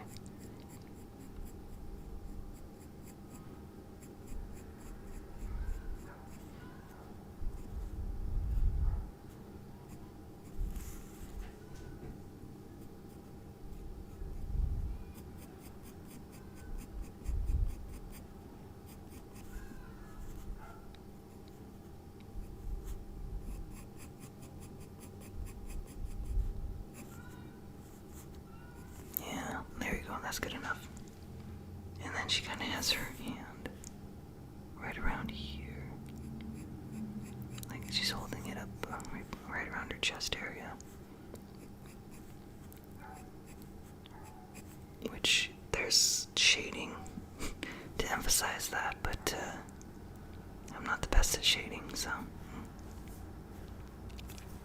What do I do here? Yeah, I guess her arm kind of goes out a little bit more than this. This space right here is probably more of her side of her body. Yeah, okay.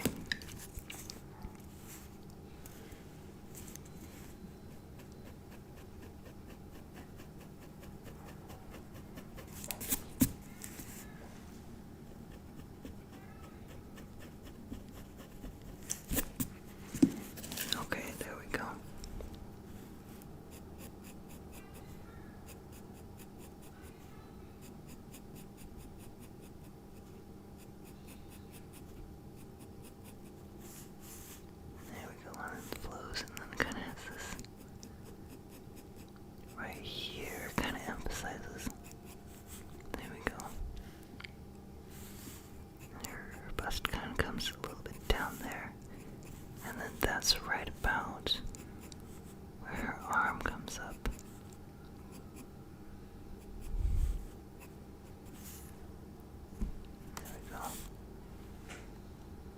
it's not so dramatic. Her arm kind of cuts off the bottom of it.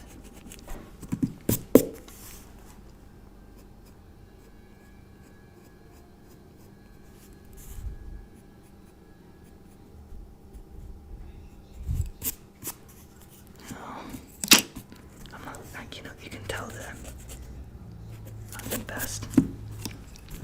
That's okay. Look, I'm doing a lot better than I thought I would. I mean, I don't think I would have seen myself doing a drawing at this level a few months ago.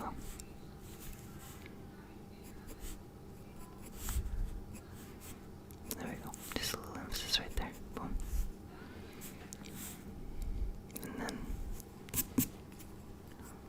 And then her arm comes in. This is where her finger was. So it's kind of like this finger look. This finger's kind of like pointed down a little bit. And over here, it's a little bent.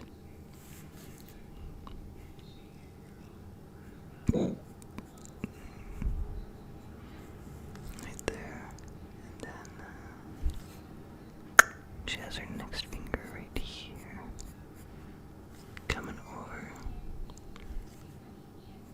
I wonder if character designers like put a lot of work into designing new characters, or I wonder if they have like a template.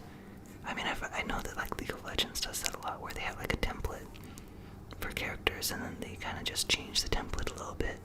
It's like a lot of the female characters are based off the same template, and probably some of the male characters too. No, her fingers are too big. And so they just like, they'll have the basic structure of the body, and even the pose will be the same. And then they'll just like change the details. So, they already have that 80% done, and then they just change the 20% at the end. Or no, what is it? Oh, right, it was 20% of the work goes into the structure. No, what is it? 20% of the work goes into the structure, and 80% of the work goes into the details. I think that was the rule. Well, I guess having a template makes it much easier to work.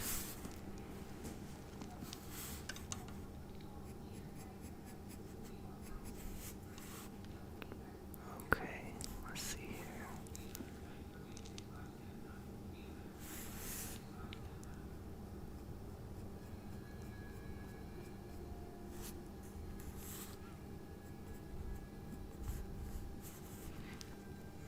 Go. Yeah, the fingers I have the most trouble with, because you make them too big, or you make each finger a different size and it looks weird. You make them too small, it looks weird too. And you gotta have the angles of the fingers just right. So, yeah, probably hands and fingers are the ones I have most difficulty with.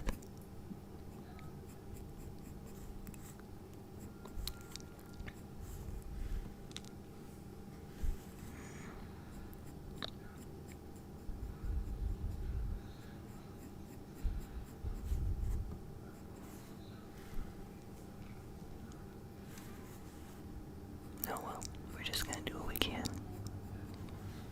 And maybe it'll turn out a lot better in the end than I think it will.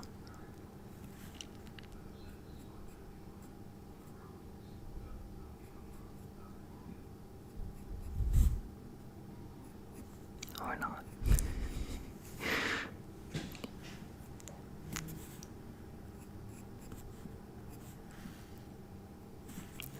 Got this little curve to the hand right here.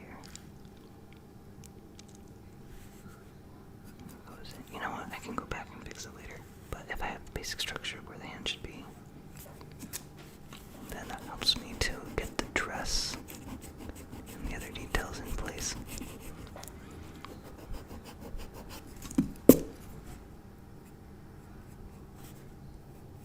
And maybe I can watch more of those tutorial videos, and maybe they'll have a tutorial just for hands and feet. Because I have never really drawn feet. I just take the easy route and put shoes over it every time. But maybe they'll have a video just for that.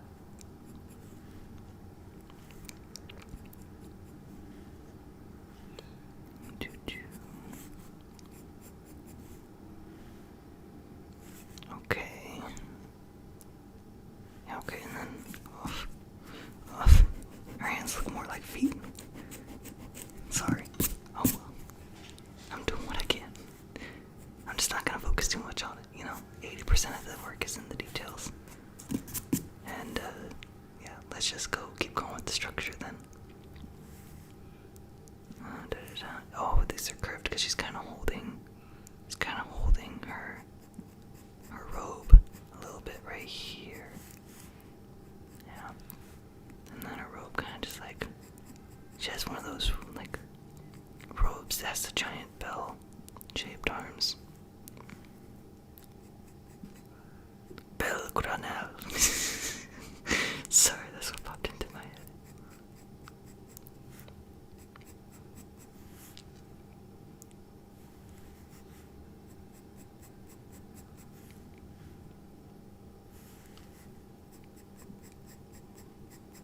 There we go. And then it kind of goes all the way down to the bottom of the picture. And then it swoops around, goes back.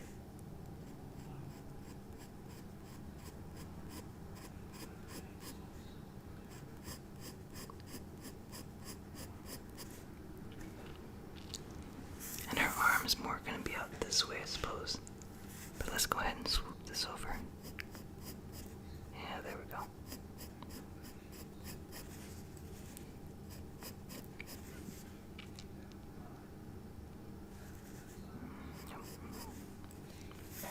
And then I guess the basic, maybe we should get the basic structure, basic location of her arm, even if it's, going to be a little different. So let's see here. Goes down there, and then kind of goes over a little bit here. Alright, and then about that point, I guess it tilts down just a little bit over here. And then it just kind of goes down that way. And then I guess it kind of does that tricky thing where it disappears a little bit. But her arm probably comes out about here. I don't know how well that looks. No, it's a little too angled. A little too angled.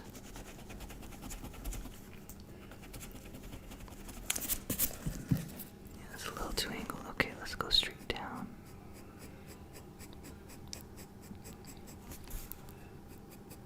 There we go. Yeah, that kind of comes. Oh, I see. Wait. No. No. That's right. Okay, I see. Oh, let's put this back up here. Yeah, there we go. So it kind of goes over. Yep, there we go. It kind of goes over this way. And then her bust goes down a little bit more like that. There we go. There we go. And that kind of connects there. Her boobs look too big. She's supposed to be this sweet little thing. I'm drawing them too big. That's okay. No, here we go. I know what I can do to fix that.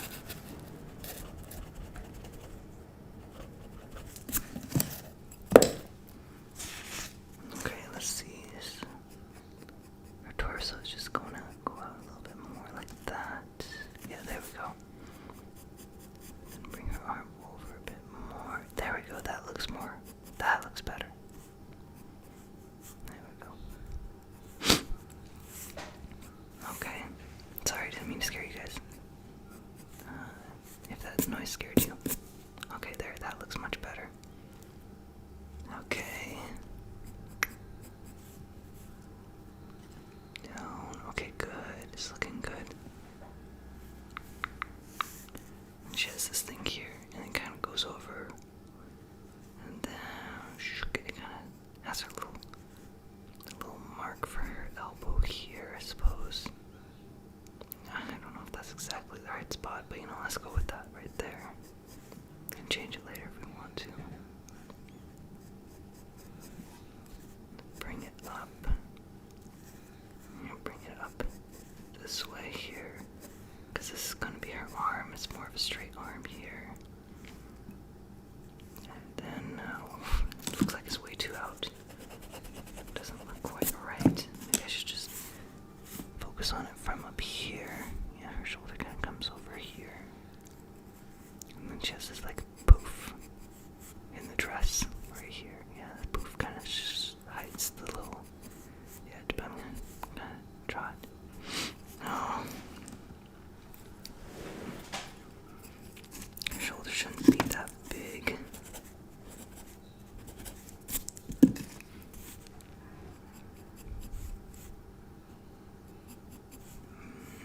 Bring it out a bit there. Yeah, I'm just gonna go with that.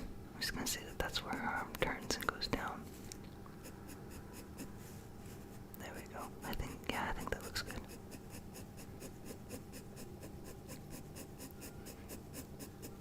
Down. Yes, there we go. There we go. And then here we can have that little. Well, if it's going to go down this way. Yep, there we go. That little poof at the elbow right there. And let's kind of make this connect a little bit better. Oops, I kind of lost the marking for that.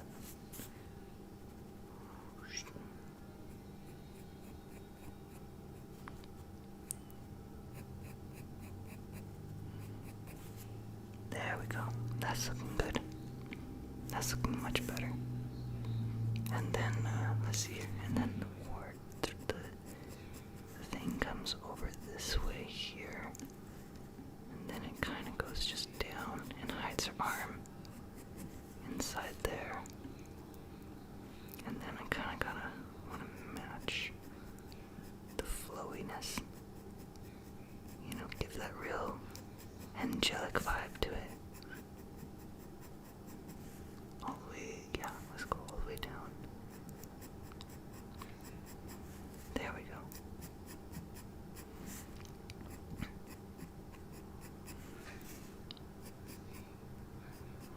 There we go, that looks good.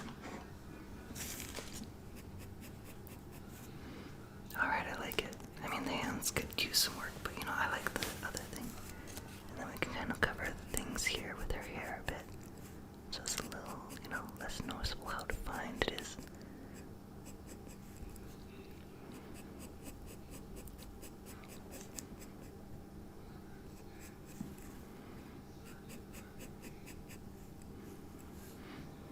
There we go, I like that. It's looking good. And then so it doesn't look so edgy right here, we're gonna have a little poof. A poof on her dress. Poof.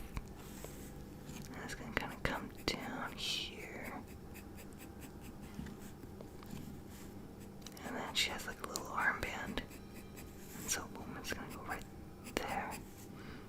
And this is where her armband is.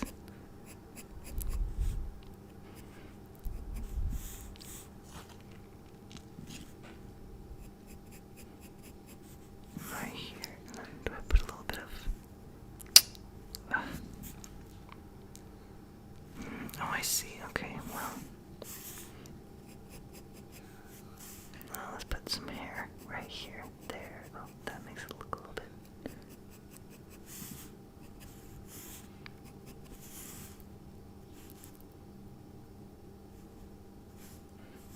Okay, good. Okay, and then the armband.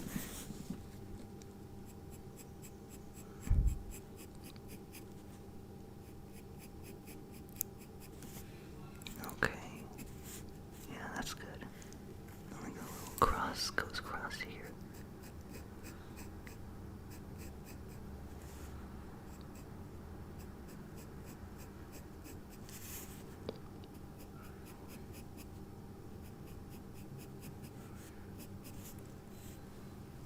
There we go.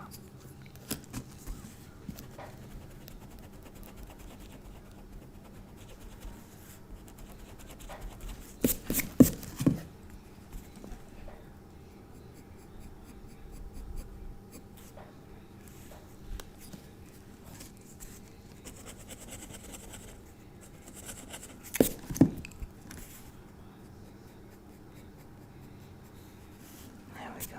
And then let's just have like, yeah, let's have like one strand of hair.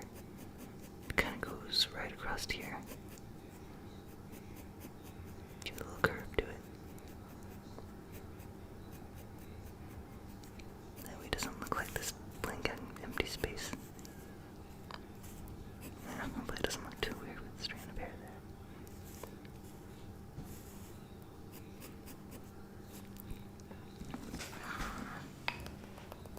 there. It might look a little weird. Maybe better just without it.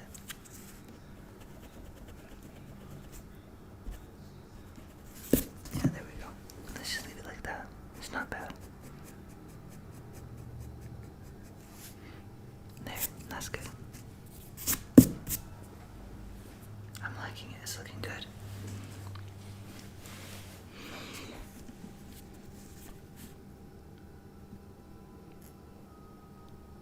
Yeah, I'm liking it. Good. And then this other hand, it just goes down. That's all. It just disappears at the bottom.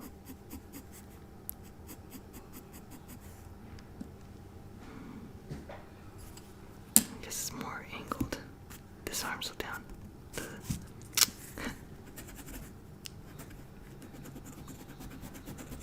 Need to make the part longer.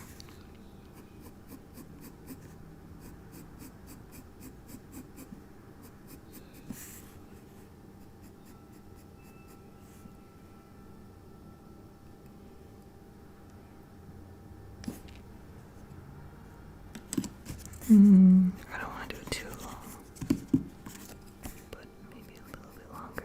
Let's see how it looks. Going down to here, and then right here. Kind of bringing that down.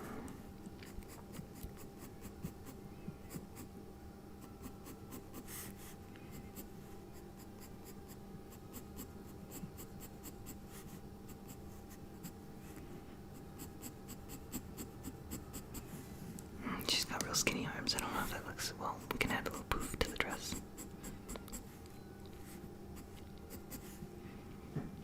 Yeah, there we go. That's just it. It just ends there. And then, she has the same poof on the other side.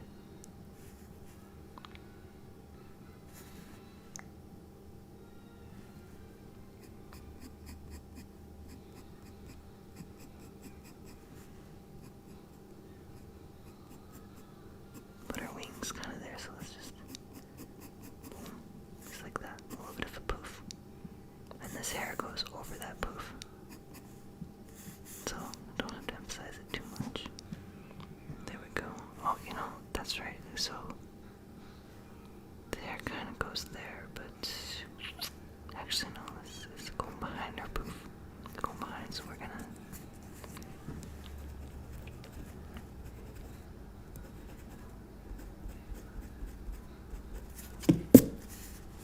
okay.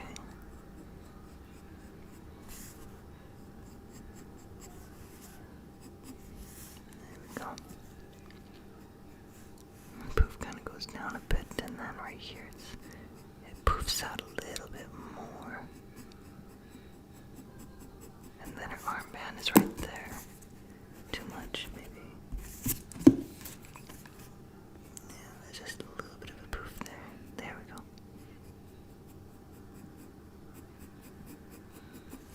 There we go. And then her armband on this side. Right about there.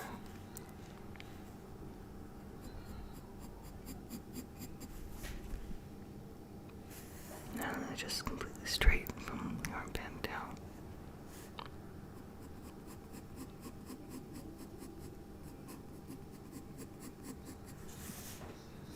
Okay.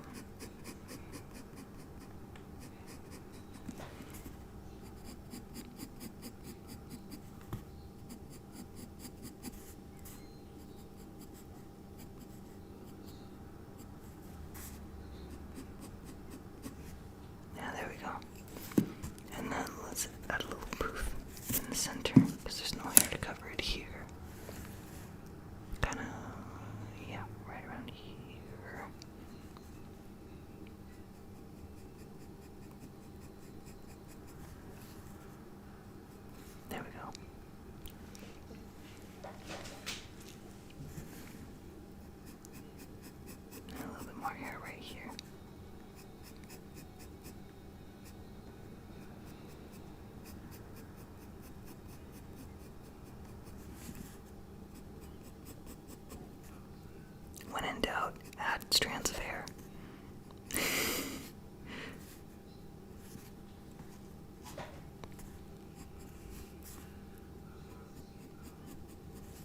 go. Yeah, there we go. And then this is like long. And then this hair goes over her wing right here. So it kind of goes between her wing and her shoulder.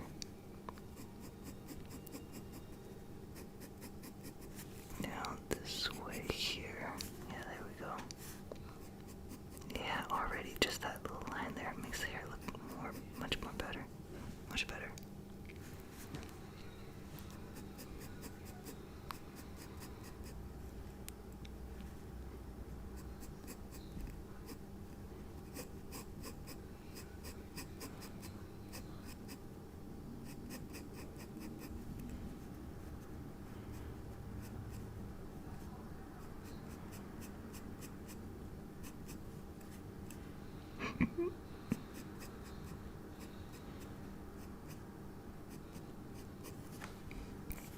There, that's looking good.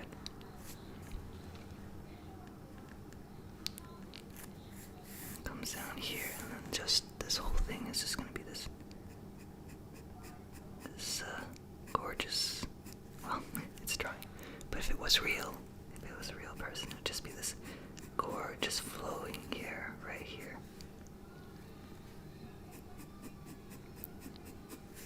It comes out. It just invites you to reach out and touch it.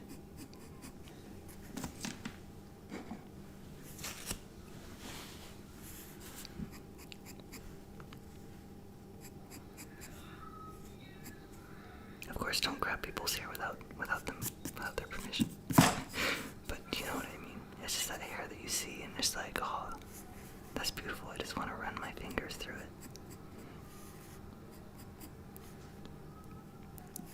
I mean, you know what I mean.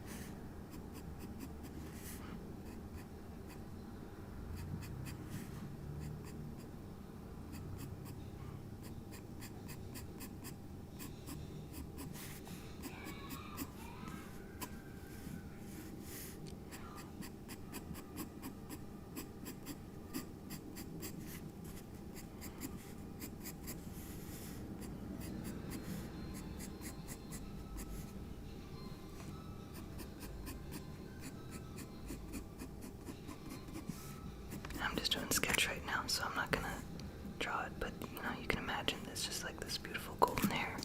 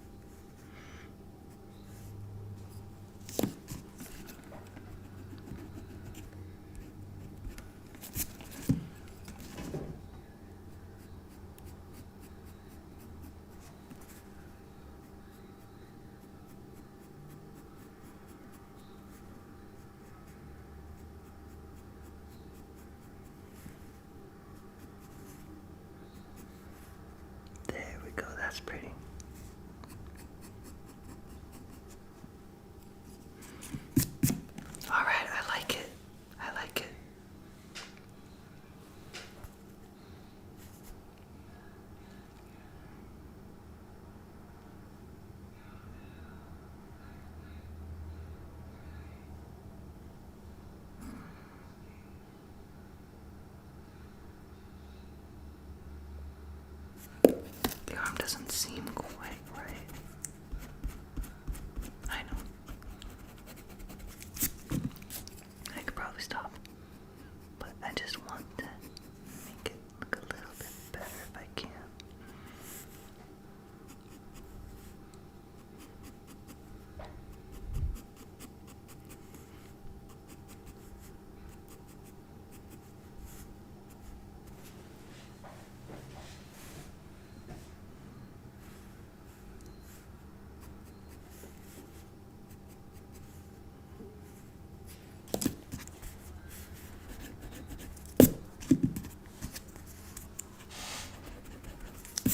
Okay, I think that looks good.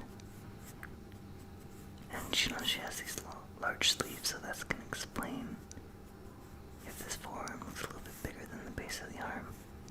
It's just like that kind of, those sleeves are kind of a little more loose, and the armband here keeps it together at her arm. Alright, I like it. So, there you go. This is my drawing of Leanne from Fire Emblem Path of the Radiant Dawn.